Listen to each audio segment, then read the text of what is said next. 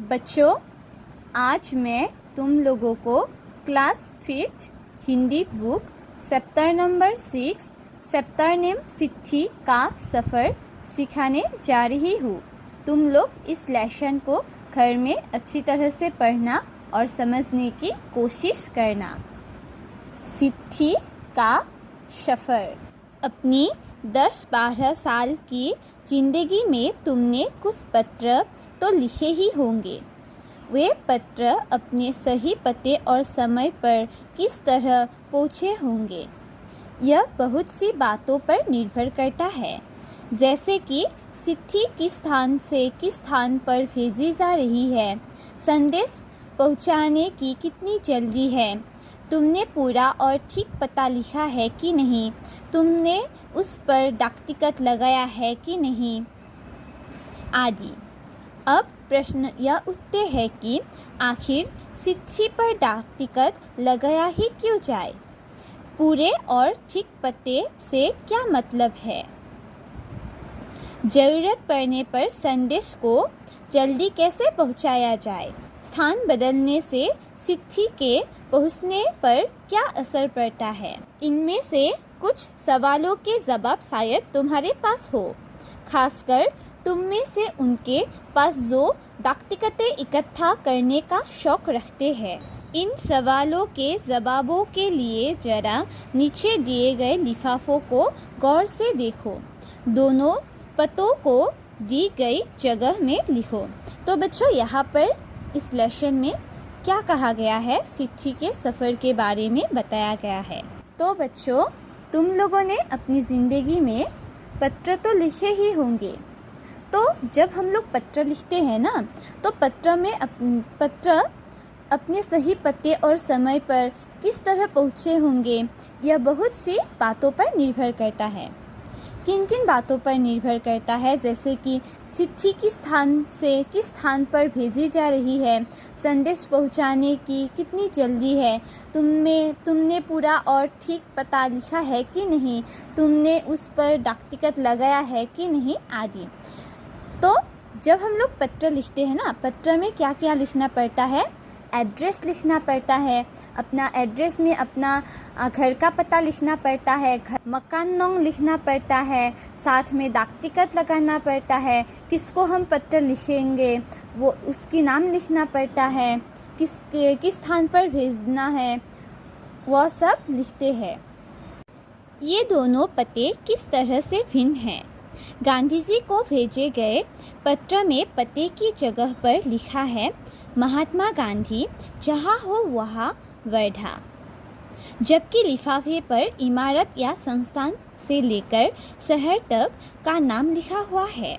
पते में सबसे छोटी भौगोलिक इकाई से शुरू करके बड़ी की ओर बढ़े हैं। छोटी से बड़ी भौगोलिक इकाई का मतलब यह हुआ कि घर के नंबर के बाद गली मोहल्ले का नाम, फिर गांव, कस्बे, शहर के जिस हिस्से में है उसका नाम, फिर गांव या शहर का नाम। शहर के नाम के बाद लिखे अंक को पिन कोड कहते हैं। हर जगह को एक पिन कोड दिया गया है। यह सोचने लायक बात है कि आखिर पिन कोड की ज़रूरत क्या है। हमारे देश में अनेक ऐसे कस्बे, गांव, शहर हैं जिनके नाम एक जैसे हैं। पते के बाद पिन कोड लिखने से गंतव्य स्थान का पता लगाने में डाक छापने वाले कर्मचारियों को मदद मिलती है और पत्र जल्दी बांटे जा सकते हैं। तो बच्चों, यहाँ पर देखो, यहाँ पर तुम लोगों ने 2 लिफाफा देखा है ना? तो इन 2 लिफाफों में एक में महात्मा गांधी को क्या लिखा है? महात्मा गांधी जहाँ हो वहाँ वर्धा। और दूसरे में देखो, दूसरे में यहाँ पर देखा ना तुम लोगों ने, जिसके लिए लिखते हैं स्थान के नाम, पिन कोड, मकान नंबर, शहर के नाम, गांव के नाम यहाँ पर लिखा गया है और साथ में पिन कोड लिखा गया है। तो बच्चों, ये 2 पते क्या है? भिन्न है ना? गांधी जी को भेजे गए पत्र में पते की जगह पर क्या लिखा है? महात्मा गांधी जहाँ हो वहाँ वर्धा। जबकि लिफाफे पर इमारत या संस्थान से लेकर शहर तक का नाम लिखा हुआ है। तो लिफाफे में क्या लिखा हुआ है? संस्थान से लेकर इमारत या संस्थान से लेकर शहर तक का नाम लिखा हुआ है। पते में सबसे छोटी भौगोलिक इकाई से शुरू करके बड़ी की ओर आगे बढ़े हैं। तो बच्चों क्या होता है, जब हम लोग किसी को पत्र लिखते हैं ना, तो पत्र की लिफाफा में हम लोगों को सबसे छोटी भौगोलिक इकाई से शुरू करते हुए बड़ी की ओर आगे बढ़ना चाहिए।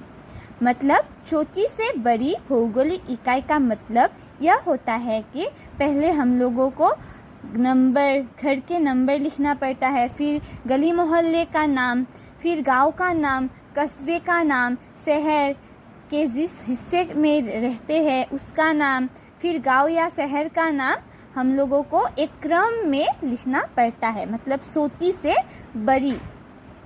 छोटी से लेकर बड़ी तक लिखना पड़ता है। और लास्ट में क्या लिखना पड़ता है? Pin code. पिन कोड हमें इसलिए लिखना पड़ता है कि हमारे देश में अनेक ऐसे कस्बे, गांव, शहर हैं जिनके नाम एक जैसे हैं। तो इसलिए हम लोगों को पिन कोड लिखना पड़ता है। जब हम लोग पिन कोड लिखेंगे तो क्या होगा, डाकिया जो होता है ना, डाकिया को आसान होगा। डाकिया को गंतव्य स्थान का पता लगाने में और पत्र को पहुंचाने में मदद मिलती है। तो इसलिए हम लोग क्या करते हैं, पत्र में पिन कोड लिखते हैं। मतलब पत्र में जो लिफाफा है ना, लिफाफे में अंत में हम लोग क्या करते हैं, पिन कोड लिखते हैं। पिन कोड की शुरुआत 15 अगस्त 1972 को डाक तार विभाग ने पोस्टल नंबर योजना के नाम से की। जाहिर है कि गांधी जी को मिले इस पत्र पर और उन्हें मिले किसी भी पत्र पर पिन कोड का इस्तेमाल नहीं किया गया था। फर्क सिर्फ पिन कोड का ही नहीं है, समय के साथ डाक सेवाओं में निरंतर बदलाव और विकास होता रहा है। तो बच्चों, पिन कोड की शुरुआत 15 अगस्त 1972 को डाक तार विभाग ने पोस्टल नंबर योजना के नाम से की।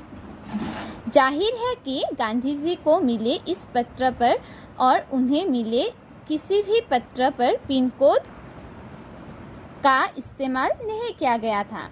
तो गांधी जी को भेजे हुए पत्र पर पिन कोड का इस्तेमाल नहीं किया गया था। फर्क सिर्फ पिन कोड का ही नहीं, समय के साथ डाक सेवाओं में निरंतर बदलाव और विकास होता रहा है। तो बच्चों क्या हुआ है, समय के साथ साथ क्या होता है, डाक सेवाओं में निरंतर बदलाव और विकास होता रहा है। पहले ज़माने में सब लोग क्या करते थे, पत्र चिट्ठी लिखते थे, लेकिन अब समय के साथ साथ विकास हो रहा है, इसलिए हम लोग क्या करते हैं, मोबाइल का इस्तेमाल करते हैं। पहले ज़माने में मोबाइल नहीं थी, इसलिए लोग एक दूसरे तक कैसे बात पहुंचाते थे, चिट्ठी के ज़रिए। लेकिन अब जब विकास हुआ है ना समय के साथ साथ, इसलिए मोबाइल के ज़रिए हम लोग एक दूसरे तक अपनी बात को पहुंचाते हैं। बच्चों अब यहाँ पर देखो, पिन शब्द पोस्टल इंडेक्स नंबर का चौथा रूप है। पिन शब्द क्या है, पोस्टल इंडेक्स नंबर का चौथा रूप है। किसी भी जगह का पिन कोड 6 अंकों का होता है। तो पिन कोड जो होता है ना, उसमें कितने नंबर होता है, 6, मतलब 6 अंक होते हैं। हर अंक का एक खास स्थानीय अर्थ होता है। उदाहरण के लिए NCERT को भेजे गए लिफाफे पर लिखा अंक है 110016। तो ये क्या है, NCERT को भेजे गए लिफाफे पर लिखा गया अंक है। इसमें पहले स्थान पर दिया गया अंक यह बताता है कि यह पिन कोड दिल्ली, हरियाणा, हिमाचल प्रदेश, पंजाब या जम्मू कश्मीर का है। अगले 2 अंक यानी 1, 0 यह तय करते हैं कि यह दिल्ली के उपक्षेत्र दिल्ली का कोड है। अगले 3 अंक यानी 016 दिल्ली उपक्षेत्र के ऐसे डाकघर का कोड है जहां से डाक बाती जाती है। तो बच्चों, इनमें से पहले स्थान पर दिया गया अंक मतलब 1 यह बताता है कि पिन कोड दिल्ली, हरियाणा, हिमाचल प्रदेश, पंजाब या जम्मू कश्मीर का है। अगले दो अंक यानी 1, 0 यह तय करते हैं कि यह दिल्ली के उपक्षेत्र दिल्ली का कोड है। अगले 3 अंक यानी 016 दिल्ली उपक्षेत्र के ऐसे डाकघर का कोड है जहां से डाक बाती जाती है। अब तुम्हारा स्कूल जहां पर है उस इलाके का पिन कोड पता करो। अपने घर के इलाके का पिन कोड नंबर भी पता करो। पिन कोड की जानकारी डाकघर से प्राप्त की जा सकती है। डाकघरों में टेलीफोन डायरेक्टरी की तरह पिन कोड डायरेक्टरी भी मिलती है। तुम्हारे इलाके का पिन कोड तो तुम्हारे मोहल्ले में लगे लेटर बॉक्स पर ही लिखा होगा। प्रमुख जगहों, शहरों के पिन कोड नंबर तुम्हें कहाँ मिल सकते हैं। बच्चों, यहाँ पर देखो, टिकट संग्रह का शौक काफ़ी लोकप्रिय है। जो टिकट संग्रह करते हैं ना, वह शौक जो होता है वह काफ़ी लोकप्रिय होता है। धीरे धीरे इसमें टिकट संग्रह के अलावा डाक से जुड़ी और बहुत सी चीज़ें शामिल हो गई हैं। इसको डाक का विज्ञान कहना गलत नहीं होगा। क्या तुम जानते हो इस विज्ञान को क्या नाम दिया गया है? पता करो और यहाँ लिखो। बच्चों, अब यहाँ पर देखो, बहुत पुराने समय में कबूतरों के द्वारा संदेश भेजे जाते थे। तो क्या होता था बच्चों? पुराने ज़माने में कबूतरों के द्वारा संदेश भेजे जाते थे। जब संदेशवाहक कबूतरों की बात हो रही है तो उन इंसानों की बात कैसे न हो जो ऐसे समय से डाक पहुंचाने का काम करते रहे। जब संसार और परिवहन के साधन बेहद सीमित थे, बात हो रही है उन हरकारों की जो पैदल ही आम आदमी तक चिट्ठी पत्री पहुंचाने का काम करते रहे। तो बच्चों, जब संदेशवाहक कबूतरों की बात हो ही रही है तो उन इंसानों की बात भी होना चाहिए जो ऐसे डाक पहुंचाते थे। मतलब ऐसे चिट्ठी कबूतरों के द्वारा चिट्ठी पहुंचाते थे। पहले ज़माने में क्या होता था, संसार और परिवहन के साधन बेहद सीमित रहते थे, इसलिए हरकारों जो पैदल ही आम आदमी तक चिट्ठी पत्री पहुंचाने का काम करते रहे। राजा महाराजाओं के पास घुड़सवार हरकारे हुआ करते थे। तो बच्चों, क्या हुआ? राजा महाराजाओं के पास घुड़सवार हरकारे हुआ करते थे। मतलब हरकारे के द्वारा पत्र पहुंचता था। हरकारों को न सिर्फ हर तरह की जगहों पर पहुंचाना होता था बल्कि डाक की रक्षा भी करनी होती थी। हरकारों को न सिर्फ पत्र पहुंचाना होता था बल्कि डाक की रक्षा भी करनी पड़ती थी। डाकू लुटेरों या जंगली जानवरों की चपेट में आने का डर हमेशा बना रहता था। डाकू लुटेरों या जंगली जानवरों की चपेट में आने का डर हमेशा लगा रहता था वहाँ पर। आज भी भारतीय डाक सेवा दुर्गम व पहाड़ी इलाकों तक डाक पहुँचाने के लिए हरकारों पर निर्भर कराती है। जम्मू कश्मीर के लद्दाख खंड में पदम जैसी कई जगह है जहाँ हरकारे डाक पहुँचाते थे। तो जम्मू कश्मीर के लद्दाख खंड में पदम जैसी कई जगह है। ऐसे बहुत सारी जगह है जहाँ पर हरकारे डाक पहुँचाते हैं। आजकल तो संदेश भेजने के नए नए और तेज साधन आसानी से उपलब्ध हो गए हैं। डाक बांटने में हवाई जहाज़, पानी के जहाज़ और जाने कौन कौन से साधन इस्तेमाल किए जा रहे हैं। डाक विभाग भी पत्र, मनी ऑर्डर के साथ साथ ईमेल, बधाई कार्ड आदि लोगों तक पहुंचा रहा है। तो बच्चों, क्या होता है आजकल तो संदेश भेजने के नए नए और तेज साधन आसानी से उपलब्ध हो गए हैं। डाक बांटने में हवाई जहाज़, पानी के जहाज़ और जाने कौन कौन से साधन इस्तेमाल कर रहे हैं। डाक विभाग भी पत्र, मनी ऑर्डर के साथ साथ ईमेल, बधाई कार्ड आदि लोगों तक पहुंचा रहे हैं। कबूतरों की उड़ान से लेकर हवाई डाक सेवाओं तक का सफ़र दिलचस्प करने वाला है। यह सोचकर आश्चर्य होता है कि कबूतर जैसा पक्षी संदेशवाहक भी हो सकता है। कबूतर की कई प्रजातियां होती हैं और ये सभी संदेश लाने ले जाने का काम नहीं कर सकती।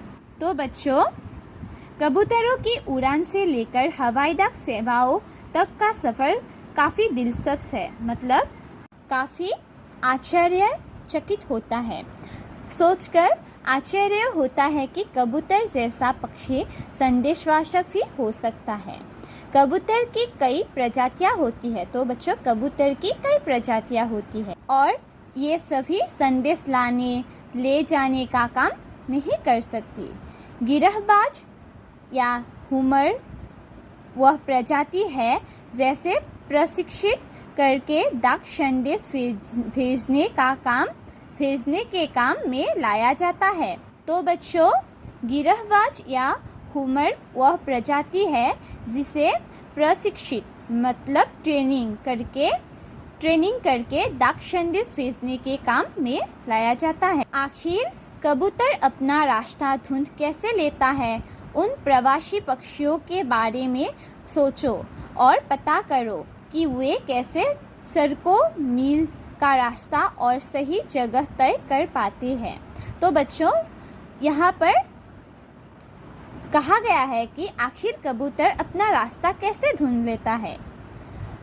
उन प्रवासी पक्षियों के बारे में सोचो और पता करने को कहा गया है कि वे कैसे सड़कों, मील का रास्ता और सही जगह तय कर पाते हैं। अब बच्चों, यहाँ पर देखो, उड़ीसा पुलिस खास तौर पर हुमर कबूतरों का इस्तेमाल राज्य के कई दुर्गम इलाकों में संदेश पहुंचाने के लिए कर रही है।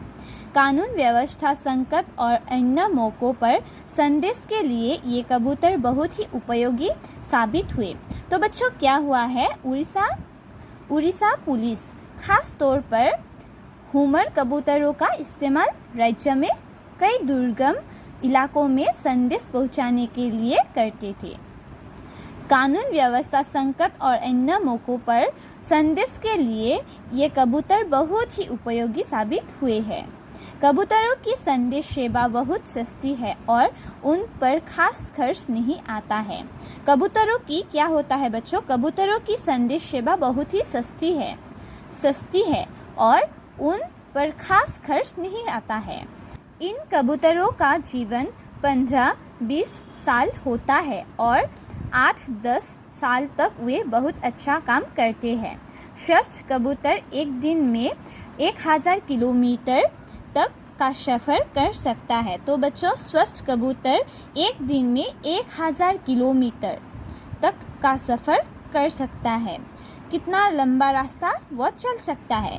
यदि कोई महत्वपूर्ण संदेश पहुंचाना हो तो 2 कबूतरों को भेजा जाता है ताकि बाज के हमले जैसी अनहोनी स्थिति में फिर दूसरा कबूतर संदेश पहुंचा दे। शायद यह पढ़कर तुम एक ऐसे कबूतर की कहानी पढ़ना चाहो जो दूसरे विश्व युद्ध में संदेश पहुंचाता था। इस कबूतर की कहानी नेशनल बुक ट्रस्ट से अंग्रेजी में छपी एक किताब में दी गई है।